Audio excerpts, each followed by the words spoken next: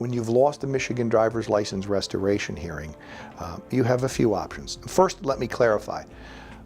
If you're even searching this topic, you probably weren't my client, because I guarantee to win every case I take. And that's not just some smug statement either, it's on my website.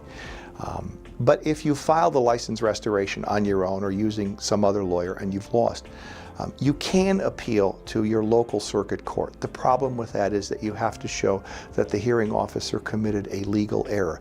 Many people get upset because they lose, even though they were genuinely sober. They haven't had a drink for a while. They really have put the plug in the jug and moved on. And while those are necessary criteria to win, you also have to present that the right way. So the idea that you may not be drinking isn't enough just to win an appeal. You have to meet the state's criteria for evidence. And if you didn't do that, the hearing officer has no choice but to deny your appeal.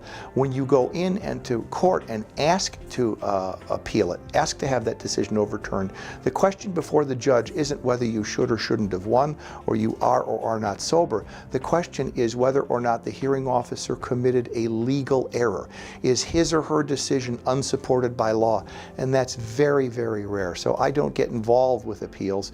Of the few cases I've lost, I've appealed them, and I've won every one of them at the circuit court level. But for most people who have lost either with some other lawyer or trying it on their own, you're going to just have to wait until your year is up and try again. I guess I could say you should have called me the first time, but if you call me next time and you really are sober, we'll make sure you win, and that comes with a guarantee.